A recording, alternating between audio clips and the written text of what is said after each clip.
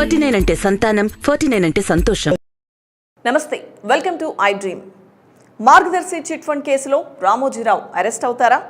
మార్గదర్శి ఎండి శైలజా కిరణ్ ను కూడా అరెస్ట్ చేసే ఛాన్స్ ఉందా? పరిస్థితులు చూస్తుంటే అవునని అంటున్నారు విశ్లేషకులు. మార్గదర్శి చిట్ ఫండ్ సంస్థ కేంద్ర నిబంధనలకు విరుద్ధంగా చందాదారుల సొమ్మును ఇతర మార్గాలకు మళ్లిస్తోందని సిఐడి విచారణ చేపట్టింది. చిట్టీల పేరుతో వసూలు చేసిన డబ్బును మార్గదర్శి సంస్థ ఇతర మ్యూచువల్ ఫండ్ సంస్థలోకి పెట్టుబడులుగా పెడుతున్నారని తేల్చింది. ఫలితంగా మార్గదర్శి చందాదారులకు డబ్బు తిరిగి చెల్లించలేని స్థితి ఏర్పడిందని సిఐడి చెప్పుకొచ్చింది. ఈ నేపథ్యంలో మార్గదర్శి సంస్థకు సంబంధించిన 793.5 కోట్ల రూపాయలను అటాచ్ కూడా చేసింది.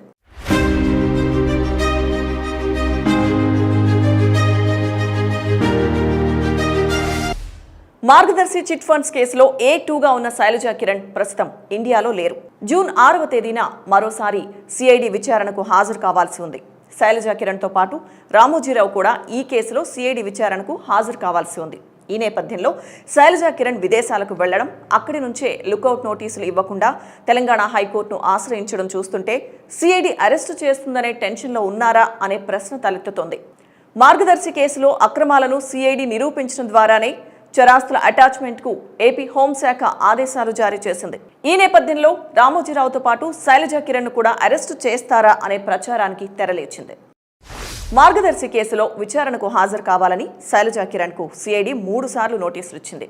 అయితే ఈ నోటీసుల పైన శైలజా కిరణ్ కానీ ఆమె తరపున లాయర్లు కానీ ఎలాంటి సమాచారం ఇవ్వలేదని నిన్న ఏపీ ప్రభుత్వం తెలంగాణ హైకోర్టులో వాదనలు వినిపించింది. అంతేకాదు, ఏపీలో జరిగిన వ్యవహారాలపై మార్గదర్శి సంస్థ అక్కడి హైకోర్టును ఆశ్రయించాలని, ఈ అంశం తెలంగాణ హైకోర్టు పరిధిలో రాదని కూడా వాదించింది.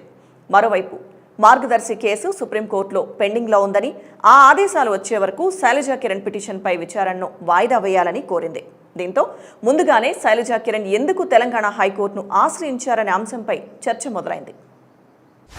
మార్గదర్శి కేసులో రామోజీరావు A1గా ఉంటే శైలజా కిరణ్ A2గా ఉన్నారు. అయితే జూన్ 6వ తేదీన మరోసారి వీరిని సిఐడి ముందు విచారణకు హాజరు కావాల్సిందిగా పేర్కొంది.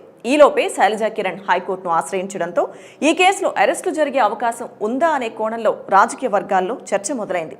ప్రస్తుతం శైలజా కిరణ్ విదేశాల్లో ఉన్నారు.